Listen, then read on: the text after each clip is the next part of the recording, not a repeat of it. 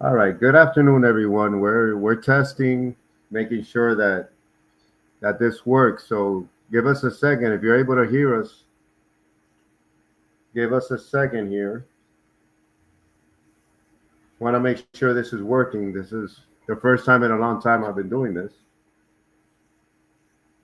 Um, sure this is working. This is the first time in a long time I've been doing this. Oh, great. Looks like it is. Well, welcome everyone. We have Scotty here with me. As you all know, I met Scotty back then when the trucker convoy was going on. So we're wanting to start this off. Basically, it's going to be some testing, but Scotty's got some stuff he wants to share. But we're going to try to gear this towards just having conversations, talking, showing truth as far as um, things that we can find. Try to make it as objective as possible uh, to oversight um, to oversight those that supposedly represent us and lead our country. So we're gonna try to do this every Tuesday at noon. Again, we're basically beta testing, but we'll go ahead and make an announcement. And Scotty, if you want to take it away. Okay, looks like Rumble's up, and it looks like YouTube is up also. So this is Florida Oversight 101. We launched a new website called constitutionhelp.com. We hope that you go out and take a look at constitutionhelp.com. And this is the weekly video call that is being mentioned that you can see in the banner on constitutionhelp.com, the weekly video call. And what we're looking at today is the Florida History Quarterly put out an article. It's on the screen, volume 40, number 1, the Florida Historical Quarterly, volume 40, issue 1. Article number 5 is about the Armed Occupation Act of 1842.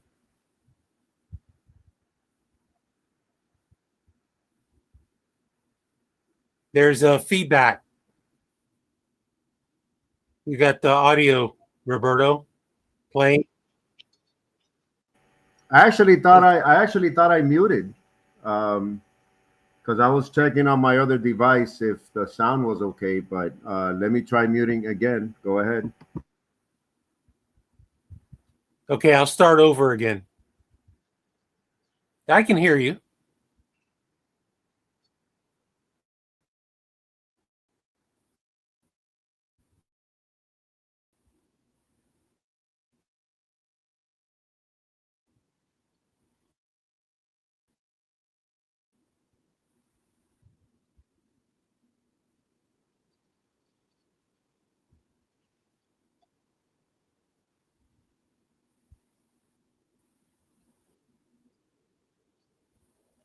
Okay.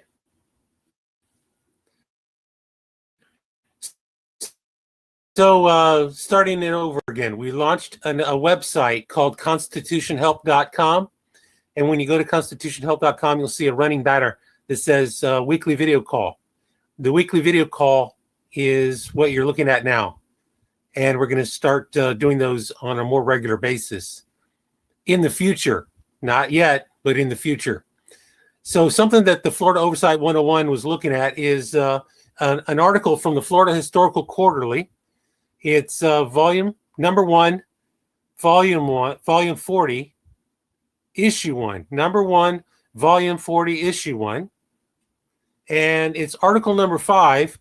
And it looks like the article number 5 is dated 1961. So the Florida Historical Quarterly has been around for a while. And it's the Armed Occupation Act of 1842. It's an article from James W. Covington. And if you look at that, I'm just going to read you the Google AI overview. Here it's on the screen. Google AI, when you ask them, Google about the 1842 Act, it says, The 1842 Armed Occupation Act was a U.S. law. That means that it was 1842. Florida has not been a state in the Union yet, but the United States Constitution was in effect in 1842. So Congress wrote a law, and they call it a U.S. law in 1842, that provides 160 acres of the state of Florida, 160 acres to settlers in Florida who are willing to live on the land, cultivate 5 acres, and bear arms to defend against the Seminole people, which were the Seminole Indian tribes, and of course, also to cause the Spanish to give up the territory. That's what the armed occupation was all about. Driving the Spanish out, because Spain had claimed Florida back with when the first Spanish explorer came in, was it 1492? Who Columbus sailed the deep sea blue in 1492. That's when Spain claimed Florida.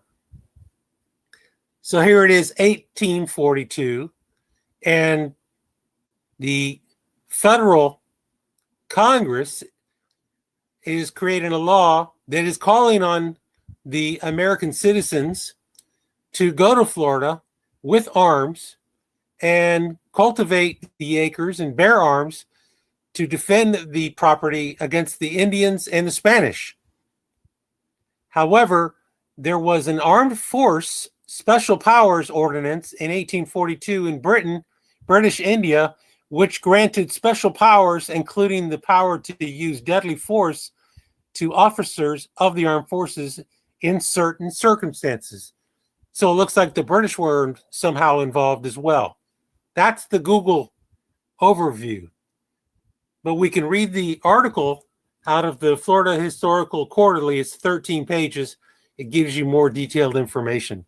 So this is interesting to see the evolution of the state of Florida from the Armed Occupation Act in 1842 that were to drive out the British, drive out the Spanish, and drive out the Indians.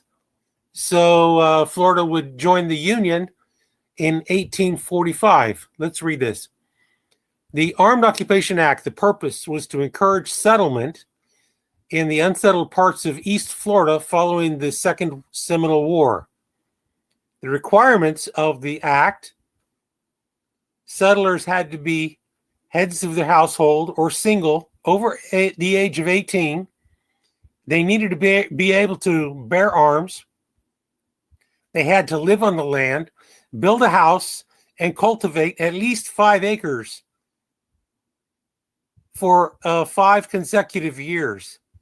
And the reward was each qualified settler was guaranteed 160 acres of land. So you go there, you cultivate 5 acres. At the end of the 5 years, the federal government, now what gave them the authority to do that? They didn't even own the land. They were just basically calling on people to go be renegades and go take the land. So the next sentence says, the impact of this: the act led to the settlement of approximately 200,000 acres of Florida wilderness and contributed to the state's achievement of sustained statehood in 1845. And then the special provisions, the special powers ordinance, that's 1942. That's something different. So never mind the 1942. That is not associated with the Armed Occupation Act. But anyway, it's some history that we should all be aware of to add to our knowledge base. That's all I got. That's very interesting. I mean, if you can hear me okay, right, Scotty? Roberto? Oh, you can't hear me? People are waiting on you. 1 second.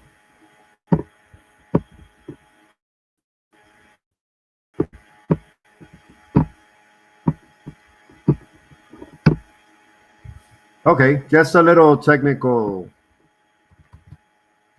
getting to learn this or know this all over again. Um, so very very interesting. You can hear me, okay, right, Scotty? Yes. Gotcha, gotcha. So yeah, very very interesting. My take on this is, I mean, we can argue and we could go back and say that the land belonged to the native Indians, if you will, in Florida. So it's not even the Spanish's land, the Spaniards' land during that time. So, but it's like the conversation we were having earlier.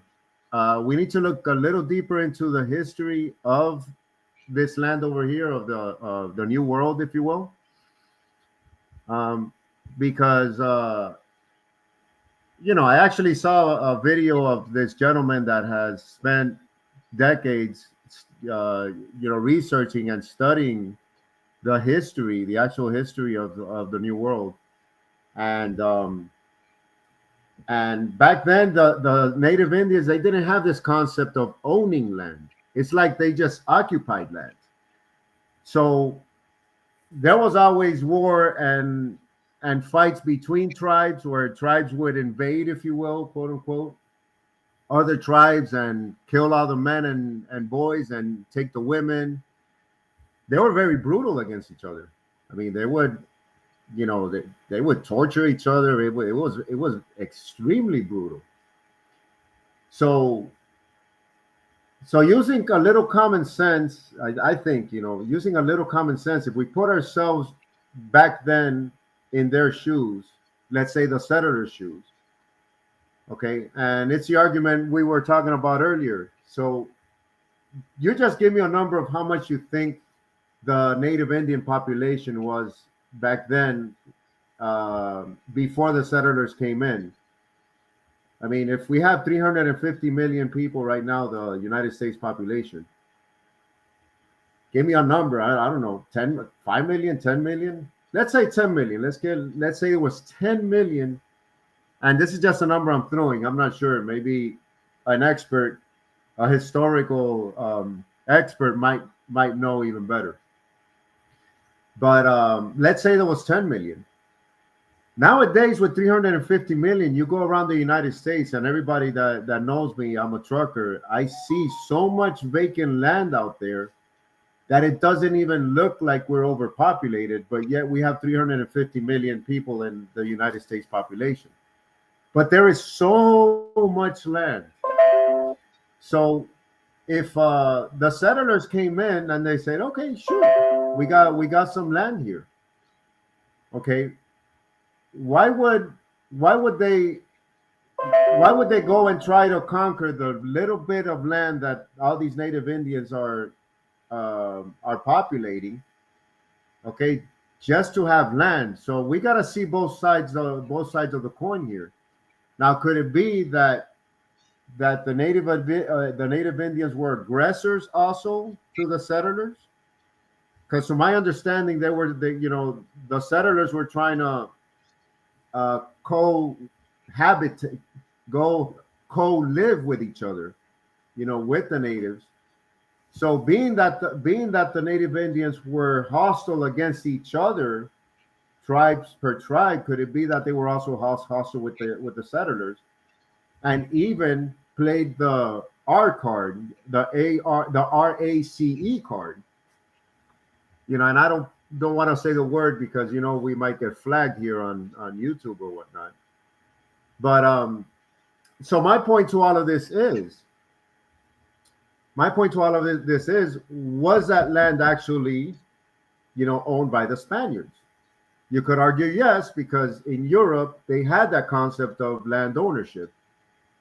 Okay, but then again, from the United States perspective, after the Declaration of Independence in 1776, the independence from the British and from that type of government, that type of monarchical government, if you will. Could you imagine that type of government settling very close to home. So I think that if the United States did what they did, like you're showing here right now, Scotty, I think it was to avoid going back to being under the rule under the European or British rule. So, um, what's your take on that, Scotty? Yeah, I agree. I agree that this was all kings, and the actual. I'm ashamed to say that the United States federal corporation was acting as a king, although it wasn't one individual. It was a group of individuals surrounded by a president, but they were doing empire building just like a king would do. And we see that in later on in 1890s when the United States invaded Hawaii just because they wanted the land. So this is all about empire building. It's all about colonization, and we can actually read the Bible and talk about Palestine, but on another day. Palestine, the same thing. It was called Canaan. Then there was a place in there, Canaan, called Jabus. King David took over Jabus, called it the city of David, and then the kingdom of Israel was born. And remember, when Abraham started the Hebrews and all that, they didn't want a king, but eventually the people rose up and called for a king. So there was the first king of Israel called Saul, and then King David was the next king. He's the one that actually took over Jabus, called it the city of David, which was known as Jerusalem later on, also called Israel, and then it goes on from there. The first temple was built. Then they were taken into captivity in Babylon. The second temple was built. Then Jesus was born. I mean, it just goes on and on. It's all about colonization. It's all about empire building. And by force, right? And by force, because again, we could go back to biblical times and how it describes, at least per the authors of the Bible, how they would take over land, and even God would send the chosen people, right, would send them to go conquer land, the promised land, the famous promised land, and it's all taken over by force, by violence, by force. And I would argue even more brutal violence back then than even during the 1800s, what you're describing here. So that's the reason why, in a sense, there needs to be some kind of borders, there needs to be some kind of order, etc., so that I mean, there's plenty, in my opinion, there's plenty of land in the whole world for everybody. Yes, there is, but a lot of it is empty and claimed by somebody that looks at that land as being their property. You drive by and you look at it and say, "Look at that! There's 150 acres out there that are just wild." Well, somebody is looking at that 150 acres. They're sitting on their porch and they're looking at 150 acres and saying, "That's mine." And that's the whole thing behind this Armed Occupation Act is they actually instigated it. They said, take your guns, go down and cultivate 5 acres, and then when you get done having those 5 acres for 5 years, we'll give you 160 acres. Then you can sit on your porch and you can sit back and say, look at my 160 acres. Right, and not to justify the reason for it, but again, I would be, if I was on the United States side, I would be looking at it as we're running the risk that they're able to establish, and when I say they, I mean, let's say the Spaniards, they're able to establish military presence there to overthrow us again. To overthrow our government and try to bring us down again. And it seems like that was shortly after the attack at Fort McHenry. What year was that?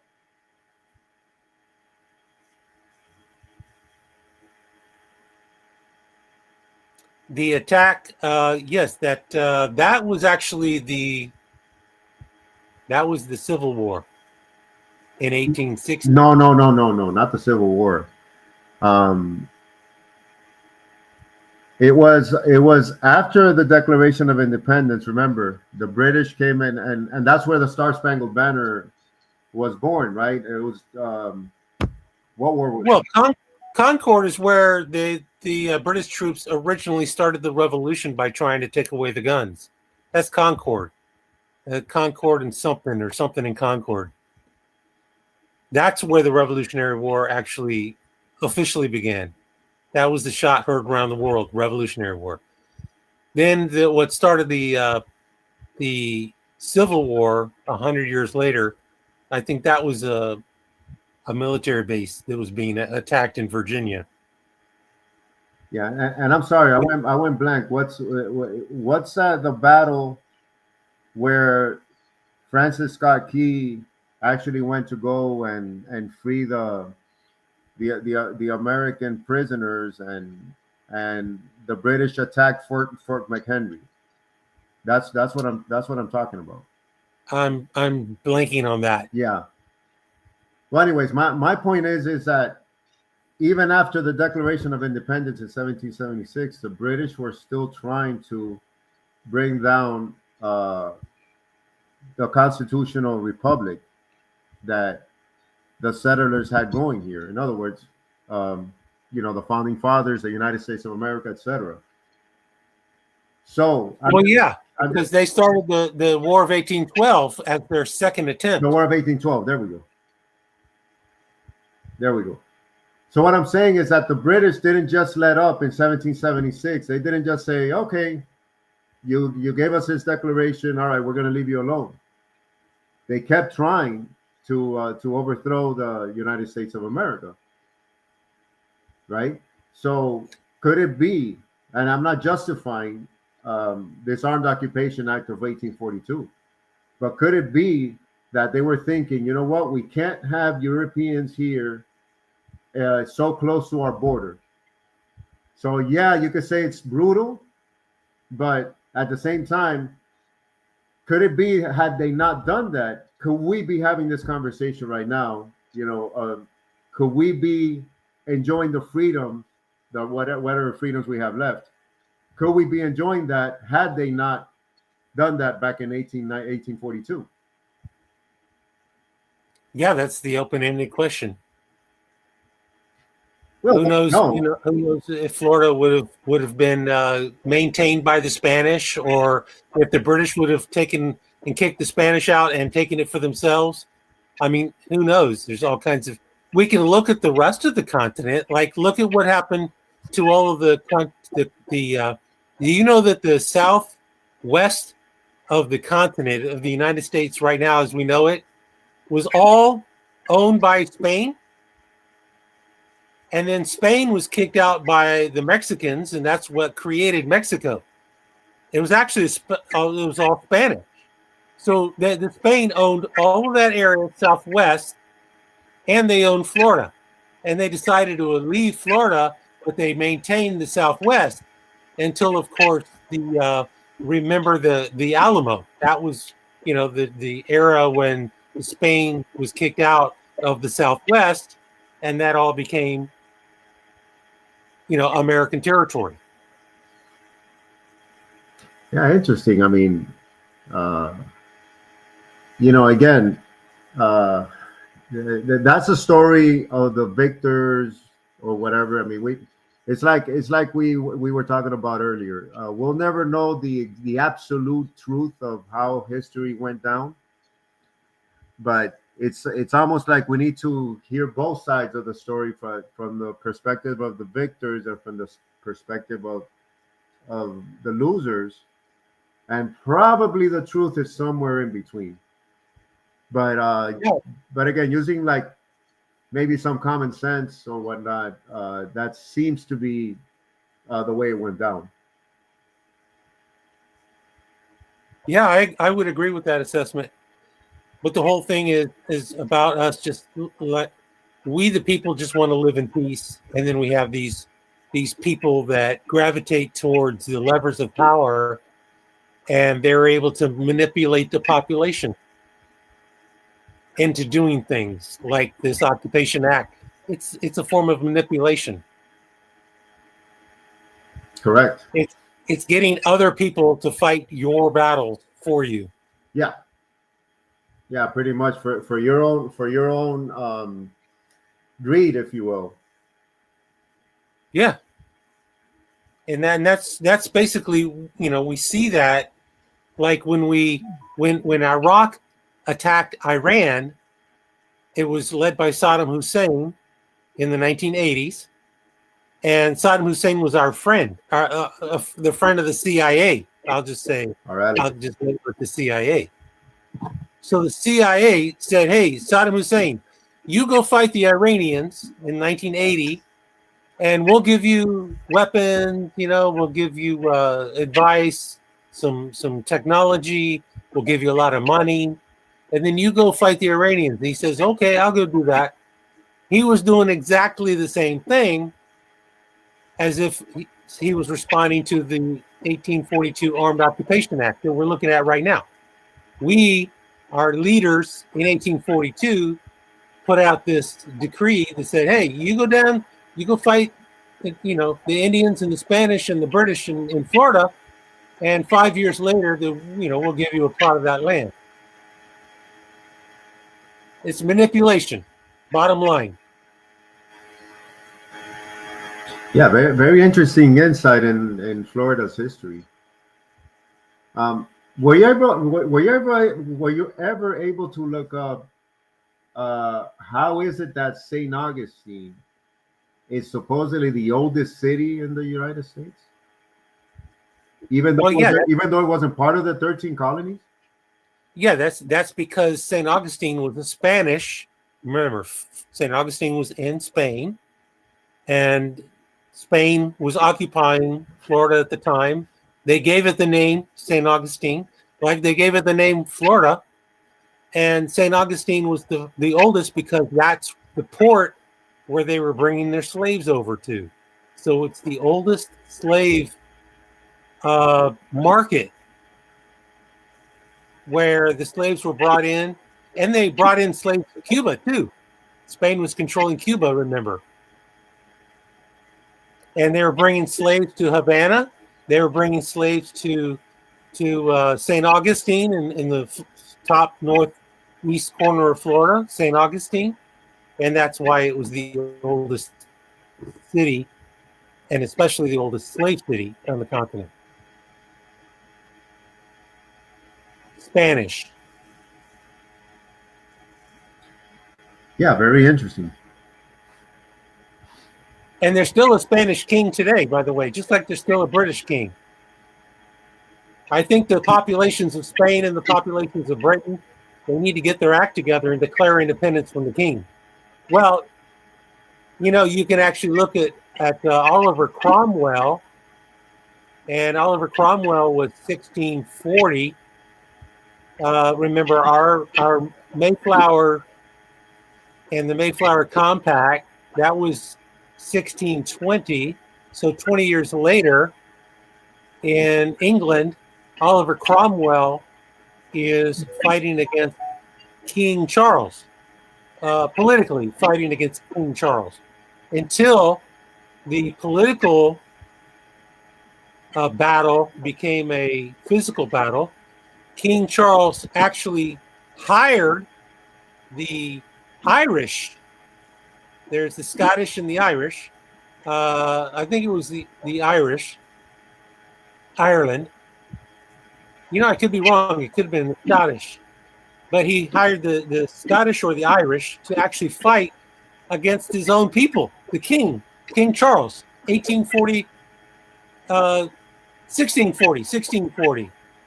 Hired the people in Ireland or the people in Scotland to come to England and fight against Oliver Cromwell and he was a general, Oliver Cromwell and his army.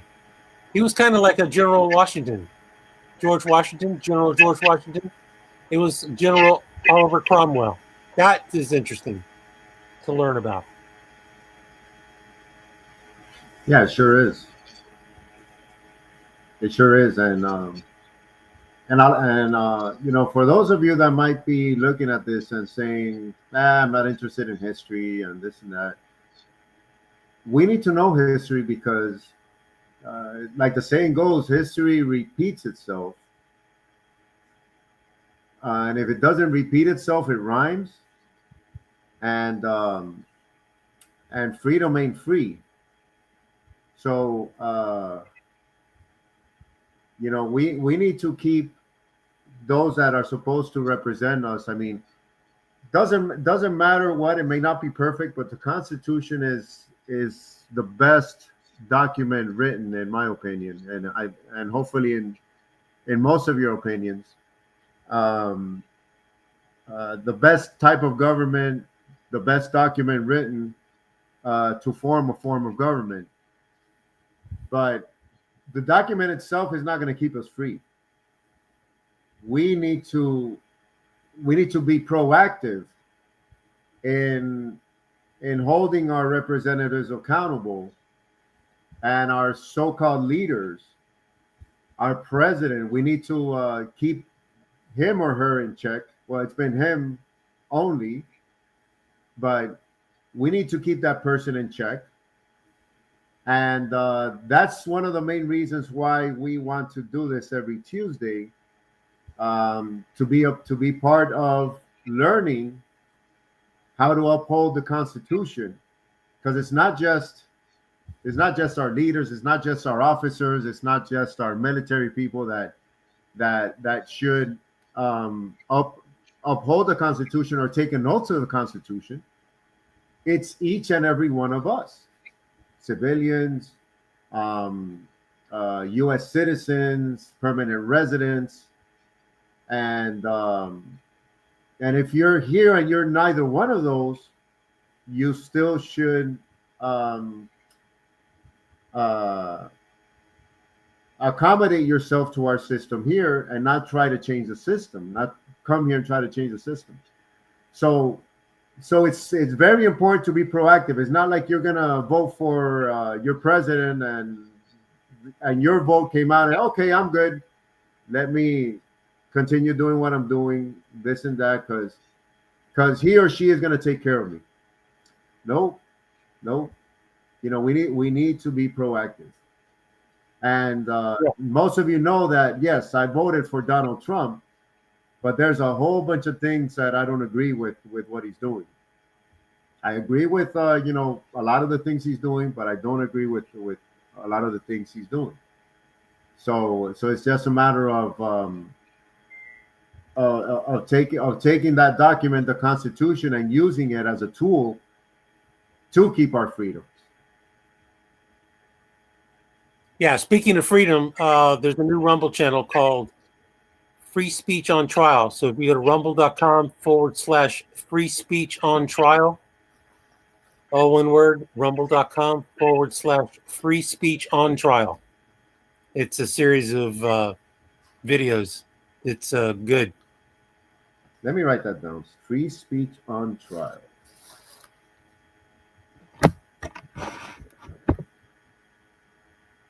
Yeah. And remember, the Constitution says that we are guaranteed a Republican form of government. So if you're coming from another country and you're trying to change America away from a Republican form of government, you're doing the wrong thing. Exactly. Matter of fact, what I would suggest, I was just watching the story. I like to hear stories, people's stories of a girl from El Salvador. And I'm thinking, now that El Salvador has become a pretty good place since the new president has cleaned it up, she should go back and fight for her country. She should go back to El Salvador now and fight for her country.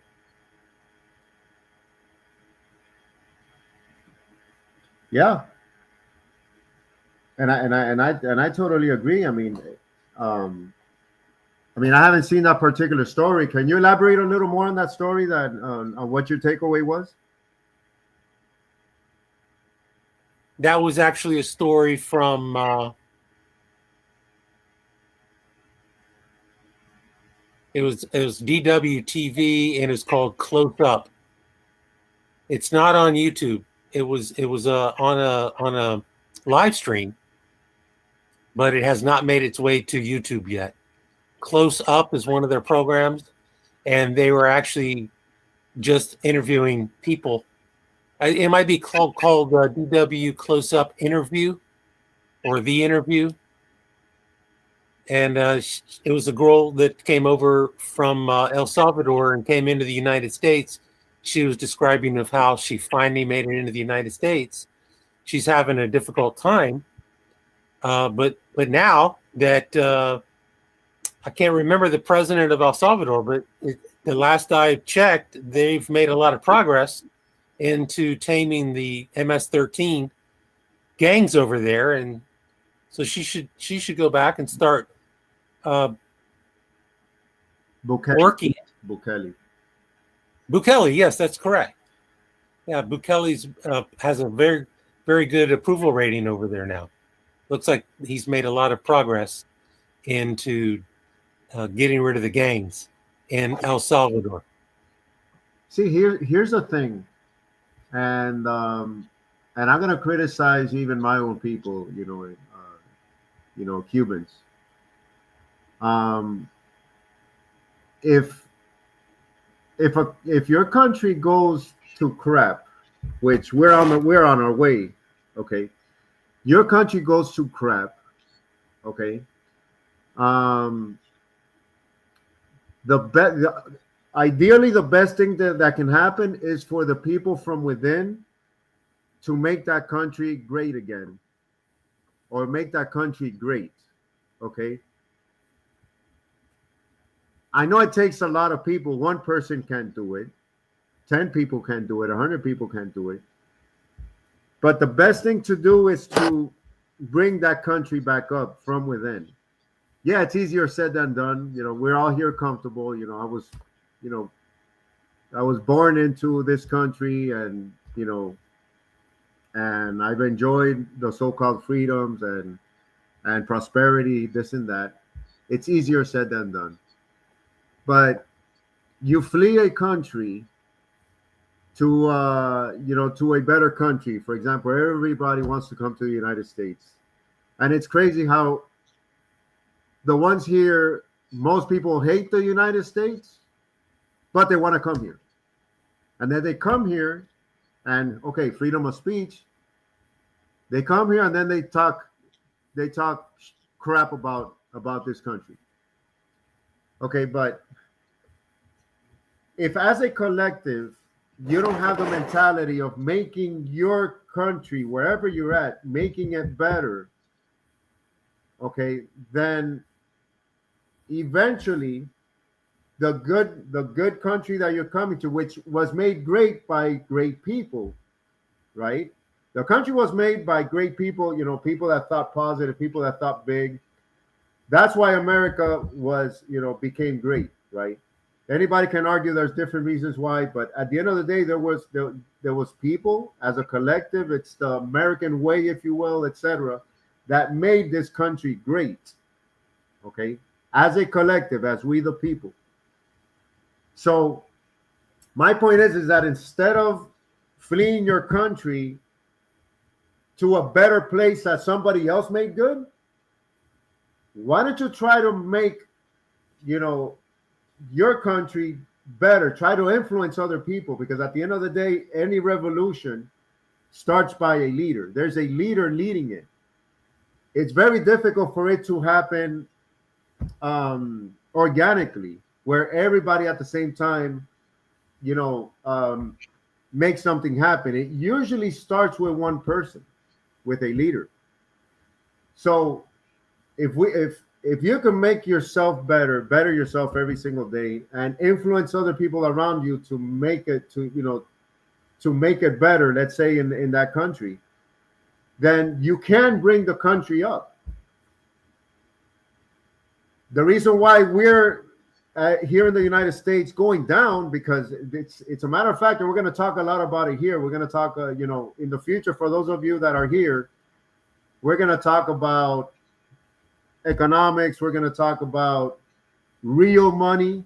I mean, we're no experts or anything like that, but we pay attention. So we're going to talk about real money, not currency, not fiat currency. We're going to be talking about real money and where we're headed to. We're going to talk about the national debt, et cetera, this and that. But this country culturally and everything is going down. Okay, because we have become way complacent. We have become way comfortable, and we don't realize that they're turning up the heat little by little, slowly but surely turning up the heat to the point where we'll be in boiling water like the boiling frog, and we're not even realizing it. And by the time the water is boiling, we're fried.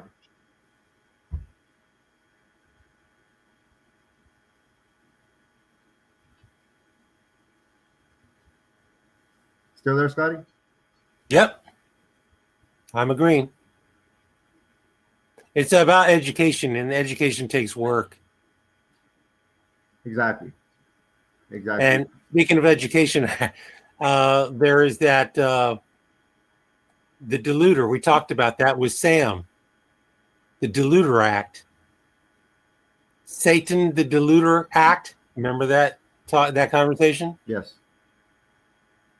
It was basically an act that was enacted in the Massachusetts Bay Colony in 1640. Yeah, it was around the same time, 1640. While Oliver Cromwell was across the pond in England fighting King Charles, the Massachusetts Bay Colony in Massachusetts, which was originated by the people that came across on the Mayflower, they wrote an act in their community. Remember, it's a colony of the king, but it's a colony that's able to self-govern, and they wrote an act that everybody needed to educate their children how to read, and it's called the Satan Deluder Act.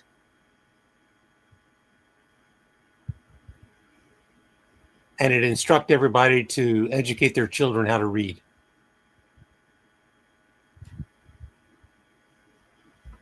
That's the foundation of education is the word, knowledge, language. Right. And I still say that there should be a professional who has actually doesn't have to have studied or taken college degrees, but has at least learned or spent their life learning how to teach children or how to teach other people how to read, so that it could be done the right the right way, the proper grammar, the proper the proper way. Because like right now, as a parent at this point, I wouldn't even know how to begin to teach. If I was to have a child right now, how to teach that child how to read. I mean, yeah, I could, tell them the alphabet or whatever, but and maybe read with them, but I wouldn't know how to start, how to teach them. So I think there should be a professional. So what you just admitted to is that you didn't have somebody to teach you, so you're struggling to teach your children. Well, learning and teaching are two different things. Well, you just talked about the language. What I heard you say was that there needs to be a professional to be able to teach people how to read. And if somebody, it comes all the way down to our parents. It's our parents' job. And that's why the old Satan Deluder Act was basically telling the community, teach your kids. Teach your kids. And they even instructed them to put together an instructor to teach many students. It was the foundation of the public school, although it wasn't public school at the time. And of course, everything was based on education was based on the Bible. I mean, I was just looking at another a documentary about what's happening over there in what country was this? Um, was it Nepal or something like that? And they were teaching their kids to read, and they were using cartoons to teach them to read. And I was thinking, well, why don't they just use the Bible or whatever religious document that the Buddhists use, or whatever religious document that the Gita is Hindu. I mean, use the religious text to teach the population to read. It's a good start because at least they're learning something with foundation in it. They're not reading cartoons. You know what I'm saying? You don't form your character by reading cartoons. Well, everything at their level. I mean, a child, a 4 or 5 year old child.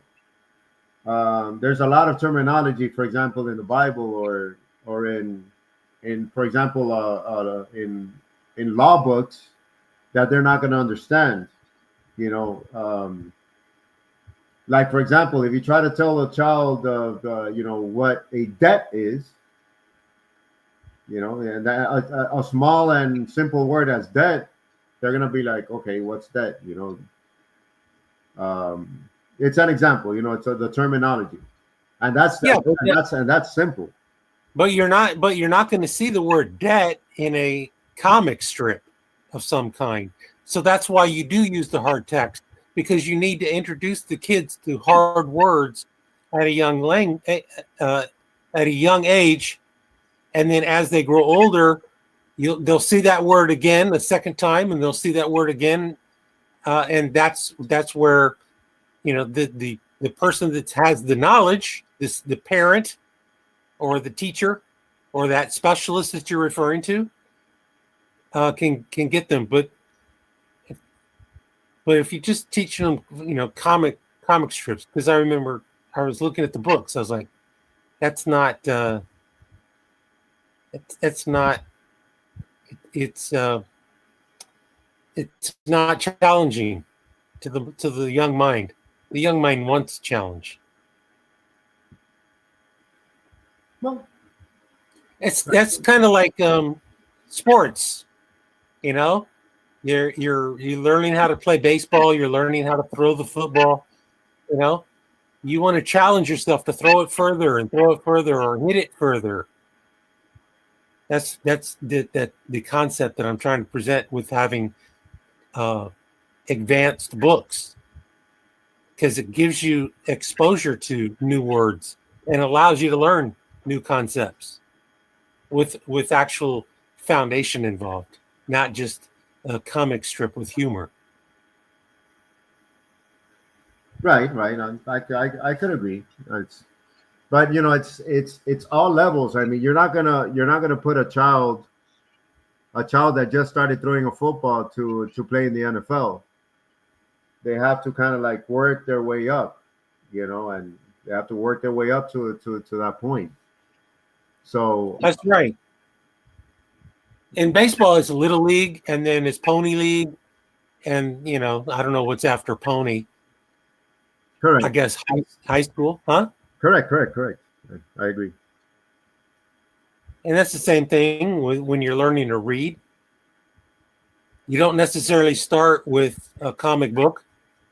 Just go ahead and just jump right into, because, like I said, all the education was based on the Bible. So you had 12th graders or 10th graders reading the same content as the third graders or the second graders.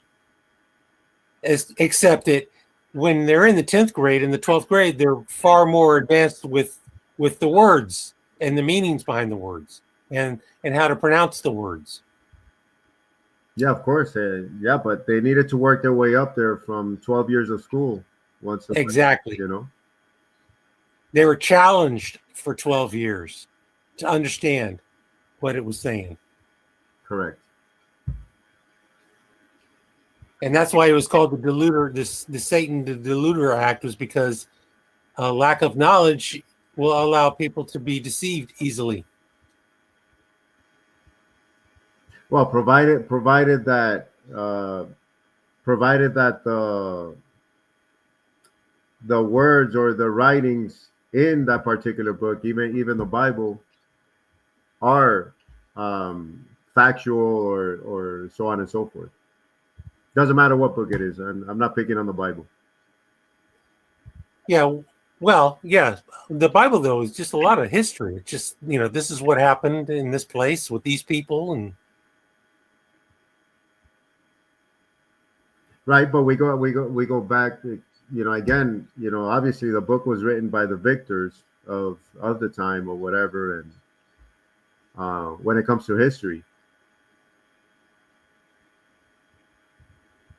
But yeah, we can argue that, oh, it was inspired by the Holy Spirit, et cetera, et cetera. But that's a discussion for another day. sounds fair. So yeah, we'll try to keep these under an hour. Would you agree with that, Scotty? Actually, they should be shorter than that, like 30 minutes. 30 minutes is very little time. I mean, look at that. It's been 52 minutes, and we've barely even scratched the surface. But yeah, we can definitely kind of like pick a topic or have it, have guests on and have these type of discussions. But yeah, for if you're listening, if you even see this video, my YouTube video where we're gonna go live, it's called B-75 Truth, and our Rumble channel is Florida Oversight 101. Florida Oversight 101 on Rumble. And on Facebook, you guys know me on Facebook. If you're my friend, if we're friended on Facebook. But yeah, feel free to go to those channels and subscribe or whatnot. Like these videos if you liked it. I hate to sound freaking cliche because I'm not looking to get paid on any of this. I'm not monetizing anything that I know, at least not for now. But this is just about trying to all learn and get educated and be armed. There's a lot of things we can share. I mean, it's been 3 years. Scotty and I have been more than 3 years, 3.5 years so far, that we've been digging deep and going into rabbit holes and learning different strategies on how to hold our leaders accountable. And we've met quite a few people. We've met good patriots, etc. So we can't wait to share it with you guys. So please make sure you stay tuned. We're gonna, as much as possible, as you all know, I'm still out there driving, so it could very well be that I'll be driving at the time that we're supposed to go live or whatnot, but we'll try to make it as best as possible to make it at noontime. I know it doesn't sound too professional, but I'm not looking at this to be professional yet.